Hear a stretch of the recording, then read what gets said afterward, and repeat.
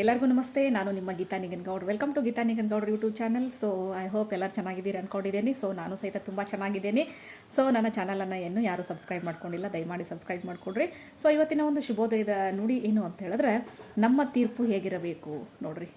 ಯಾರಿಗಾದರೂ ನಾವು ಏನಾದರೂ ಸಜೆಷನ್ ಮಾಡಬೇಕಾದ್ರೆ, ಗೈಡ್ ಮಾಡಬೇಕಾದ್ರೆ, ಹಾಗಾದ್ರೆ ಕೊಡ್ತಕ್ಕಂಥ ಒಂದು ಸಜೆಷನ್ನು ಗೈಡನ್ನು ನಾವೇನಂತೀವಿ ತೀರ್ಪು ಅಂತ ಹೇಳ್ತೇವೆ ಕನ್ನಡದಲ್ಲಿ. ಸೊ ಅದು ಯಾವ ರೀತಿ ಇರಬೇಕು, ಆ ವ್ಯಕ್ತಿಗೆ ಅದು ಯಾವ ರೀತಿ ಸಹಾಯ ಆಗಿರಬೇಕು ಅಂತಹ ತೀರ್ಪು ಅಂತಕ್ಕಂಥ ಒಂದೆರಡು ವಿಷಯದ ಬಗ್ಗೆ ನಿಮ್ಮ ಜೊತೆಗೆ ಶೇರ್ ಮಾಡ್ಕೋತಾ ಇದ್ದೀನಿ. ಸೊ ಇಲ್ಲಿ ಏನಾರ ಪ್ರಾಬ್ಲಮ್ ಆದಾಗ ಅಥವಾ ಏನಾದರೂ ಸಮಸ್ಯೆಗಳು ಉಂಟಾದಾಗ ಕೆಲವೊಂದಿಷ್ಟು ಜನ ಏನಾಗಿರ್ತಾರೆ ಅಂದರೆ ಈ ತೀರ್ಪನ್ನು ಕೊಡ್ತಕ್ಕಂಥ ಒಂದು ಸ್ಥಾನದಲ್ಲಿ ಕೂತಿರ್ತಾರೆ. ನಾವೇನಂತೀವಿ ಅಂತಂದ್ರೆ ಜಡ್ಜ್ ಅಂತ ಕರಿತೇವೆ. ಸೊ ಕೋರ್ಟಲ್ಲಿ ಜಡ್ಜ್ ಇರೋ ಥರ ನಮ್ಮ ಒಂದು ಗ್ರಾಮದಲ್ಲಿ ಅಥವಾ ನಮ್ಮ ಮನೆಯಲ್ಲಿ ಅಥವಾ ನಮ್ಮ ಒಂದು ಸುತ್ತಮುತ್ತ ಪರಿಸರದಲ್ಲಿ, ನಮ್ಮ ಒಂದು ಸಮಾಜದಲ್ಲಿ ಕೆಲವೊಂದಿಷ್ಟು ವ್ಯಕ್ತಿಗಳು ಜಡ್ಮೆಂಟನ್ನು ಕೊಡ್ತಿರ್ತಾರೆ. ಸೊ ನಾವೇನು ಮಾಡ್ತೀವಿ, ಅವ್ರ ಮೇಲೆ ಡಿಪೆಂಡ್ ಆಗಿರ್ತೇವೆ. ಸೊ ಅಂಥ ಸಂದರ್ಭದಲ್ಲಿ ಆ ಜಡ್ಮೆಂಟನ್ನು ಕೊಡ್ತಿರ್ತಕ್ಕಂಥ ವ್ಯಕ್ತಿ ಏನಾಗಿರ್ಬೇಕಂತಂದ್ರೆ, ಒಂದು ಸಮಸ್ಯೆಯನ್ನು, ಒಬ್ಬ ವ್ಯಕ್ತಿಯನ್ನು ಕೂಲಂಕುಷವಾಗಿ ಇಲ್ಲಿ ಪರಿಶೀಲನೆ ಮಾಡಿ ಕೂಲಂಕುಷವಾಗಿ ಆ ಒಂದು ವಿಷಯದ ಬಗ್ಗೆ ಮಾಹಿತಿಯನ್ನು ತಿಳ್ಕೊಂಡು ಏನು ಮಾಡಬೇಕಾಗ್ತದೆ ಅಂದ್ರೆ ತೀರ್ಪನ್ನು ಕೊಡಬೇಕಾಗ್ತತಿ. ಅಂದಾಗ ಏನಾಗ್ತೈತಿ ಅಂತಂದ್ರೆ, ತಾನು ನೀಡಿರ್ತಕ್ಕಂಥ ತೀರ್ಪಿಗೆ ಒಂದು ಬೆಲೆ ಬರ್ತಕ್ಕಂಥದ್ದು, ಇನ್ನು ತೀರ್ಪನ್ನು ಪಡೆದಿರ್ತಕ್ಕಂತಹ ವ್ಯಕ್ತಿ ಜೀವನದಲ್ಲಿ ಬದಲಾವಣೆ ಆಗ್ತಕ್ಕಂಥದ್ದು. ನೋಡ್ರಿ, ನಾವು ಯಾವುದೇ ವಿಷಯ ಆಗಿರ್ಬೋದು, ಯಾವುದೇ ವ್ಯಕ್ತಿ ಆಗಿರ್ಬೋದು, ಏನಾದರೂ ನಾವು ಸಜೆಷನ್ ಕೊಡಬೇಕು ಅಂತ ಹೇಳಿದ್ರೆ, ಸಜೆಷನ್ ಮಾಡಬೇಕು ಅಂತ ಹೇಳಿದ್ರೆ ಆ ವ್ಯಕ್ತಿಯನ್ನು ಸಂಪೂರ್ಣವಾಗಿ ನಾವು ಅರ್ಥ ಮಾಡ್ಕೊಂಡಿರ್ಬೇಕಾಗ್ತತಿ. ಸುಮ್ಮನೆ ಆ ವ್ಯಕ್ತಿಯ ಬಗ್ಗೆ ಇಲ್ಲ ಸಲ್ಲದ ಆರೋಪಗಳು ಬಂದಾಗ ಅವನಿಗೂ ಸಹಿತ ನಾವು ಆ ಆರೋಪವನ್ನು ಮಾಡಿರ್ತಕ್ಕಂತಹ ವ್ಯಕ್ತಿಯ ಒಂದು ನಿಟ್ಟಿನಲ್ಲಿ, ಸಾಲಿನಲ್ಲಿ ಹೋಗಿ ತೀರ್ಪನ್ನು ನೀಡಿದಾಗ ಏನಾಕೈತಿ ಅಂತ ಹೇಳಿದ್ರೆ, ಇಲ್ಲಿ ಆ ತೀರ್ಪಿಗೆ ಬೆಲೆ ಇರೋದಿಲ್ಲ. ತೀರ್ಪನ್ನು ನೀಡಿದ ವ್ಯಕ್ತಿಗೂ ಸಹಿತ ಇಲ್ಲಿ ಬೆಲೆ ಇಲ್ಲದೇನೆ ಹೋಗ್ತಕ್ಕಂಥದ್ದು. ಸೊ ಅದಕ್ಕಾಗಿ ಸಾಕಷ್ಟು ಬಾರಿ ನಾವು ಯೋಚನೆ ಮಾಡಬೇಕಾಗ್ತತಿ. ಒಬ್ಬ ವ್ಯಕ್ತಿಯ ಮೇಲೆ ಏನಾದರೂ ನಾವು ಅಪವಾದವನ್ನು ಹೊರಿಸೋದಾಗಲಿ, ಅಥವಾ ಅವನಿಗೆ ತೀರ್ಪನ್ನು ಕೊಡೋದಾಗಲಿ, ಅವನಿಗೆ ಸರ್ಟಿಫಿಕೇಟನ್ನು ಕೊಡೋದಾಗಲಿ, ಸರ್ಟಿಫೈಯನ್ನು ಮಾಡೋದಾಗಲಿ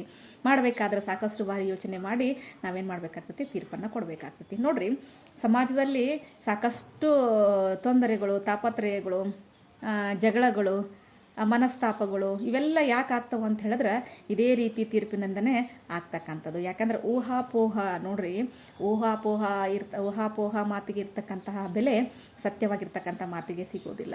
ಯಾಕಂತಂದ್ರೆ ಕೊನೆಯದಾಗಿ ಜಯ ಹೊಂದತಕ್ಕಂಥದ್ದು ಸತ್ಯನೇ ಹೊರತು ಊಹಾಪೋಹ ಮಾತು ಅಲ್ಲ. ಸೊ ಅದಕ್ಕಾಗಿ ಜನ ಏನು ಮಾಡಬೇಕು ಅಂತ ಹೇಳಿದ್ರೆ, ನಾವು ಸಹಿತ ಊಹಾಪೋಹವಾಗಿ ಬಂದಿರತಕ್ಕಂಥ ಮಾತುಗಳನ್ನು ನಂಬಾರ್ದು. ಊಹಾಪೋಹವಾಗಿ ಯಾರೋ ಏನೋ ಹೇಳ್ತಾರೆ ಅಂತ ಹೇಳಿ ಅವರ ಮಾತನ್ನು ನಂಬಲಿಕ್ಕೆ ಹೋಗಬಾರ್ದು. ನೋಡ್ರಿ, ಇಲ್ಲಿ ನಾವು ಒಬ್ಬ ವ್ಯಕ್ತಿಯ ಬಗ್ಗೆ ಏನಾದರೂ ನಾವು ಅವರ ಬಗ್ಗೆ ಸಲಹೆಯನ್ನು ಅಥವಾ ವ್ಯಕ್ತಿಯನ್ನು ನಿರ್ಣಯ ಮಾಡಬೇಕು ಅಂತ ಹೇಳಿದ್ರೆ, ಆ ವ್ಯಕ್ತಿ ಹೀಗೆ ಅಂತ ಹೇಳಿ ನಾವು ಡಿಸೈಡ್ ಮಾಡಬೇಕು ಅಂತ ಹೇಳಿದ್ರೆ ಆ ವ್ಯಕ್ತಿಯನ್ನು ನಾವು ಚೆನ್ನಾಗಿ ಮೊದಲು ಅರ್ಥಕೊಂಡಿರಬೇಕು. ಅಂದಾಗ ಮಾತ್ರ ಏನಾಕೈತಿ ಅಂತ ಹೇಳಿದ್ರೆ ಆ ವ್ಯಕ್ತಿಯ ಬಗ್ಗೆ ಒಂದು ನಿಖರವಾಗಿರ್ತಕ್ಕಂಥ ಒಂದು ಅಂತಂದ್ರೆ ಮಾಹಿತಿಯನ್ನು ಕೊಡಲಿಕ್ಕೆ ಸಾಧ್ಯ ಆಗ್ತೈತಿ. ಸೊ ಅದಕ್ಕಾಗಿ ಈ ವಿಷಯವನ್ನು ನಾನು ಯಾಕೆ ಹೇಳ್ತಾ ಇದ್ದೀನಿ ಅಂತ ಹೇಳಿದ್ರೆ, ನೋಡ್ರಿ, ನಮ್ಮ ಒಂದು ಸುತ್ತಮುತ್ತಲಿರ್ತಕ್ಕಂಥ ಜನರೊಂದಿಗೆ ಸುಮಧುರವಾಗಿರ್ತಕ್ಕಂಥ ಬಾಂಧವ್ಯವನ್ನು ನಾವು ಹೊಂದಬೇಕಾಗ್ತೈತಿ. ಪ್ರತಿದಿನಾನು ಸಹಿತ ಅವರ ಜೊತೆಗೆ ಬೆರೆತು ನಾವೇನು ಮಾಡಬೇಕಾಗ್ತದೆ, ನಮ್ಮ ಜೀವನವನ್ನು ಸಾಗಿಸ್ತಿರ್ಬೇಕಾಗ್ತೈತಿ. ಅಂಥ ಸಂದರ್ಭದಲ್ಲಿ ಇಂಥವೆಲ್ಲ ಘಟನೆಗಳು, ಇಂಥವೆಲ್ಲ ಸಂಕಷ್ಟಗಳು, ಇಂಥವೆಲ್ಲ ತೊಂದರೆಗಳು ದಿನನಿತ್ಯ ಬರೋದು ಸರ್ವೇ ಸಾಮಾನ್ಯ. ಸೊ ಅಂಥವೆಲ್ಲ ತೊಂದರೆಗಳನ್ನು ನಾವು ಎದುರಿಸಿ ಏನು ಮಾಡಬೇಕಾಗ್ತೈತಿ ಅಂದರೆ ಜೀವನದ ಒಂದು ಪಯಣವನ್ನು ಸಾಗಿಸ್ಬೇಕಾಗ್ತೈತಿ. ಅದು ನಮ್ಮ ಧರ್ಮ. ಸೊ ಅದು ಮಾನವ ಧರ್ಮ.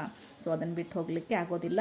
So we can't live without society. ನೋಡಿರಿ, ಸೊಸೈಟಿಯನ್ನು ಬಿಟ್ಟು ನಾವು ಇರಲಿಕ್ಕೆ ಆಗೋದೇ ಇಲ್ಲ, ಎಂದಿಗೂ ಆಗೋದಿಲ್ಲ. ಸೊಸೈಟಿಯಲ್ಲೇ ಬದುಕಬೇಕಾಗ್ತೈತಿ. ಸೊ ಒಂದೂರಲ್ಲ, ಬೇರೆ ಊರಿಗೆ ಹೋದ್ರೂ ಸಹಿತ ಅಲ್ಲಿ ಸಹಿತ ಸೊಸೈಟಿ ಇರ್ತೈತಿ, ಜನ ಇರ್ತಾರೆ.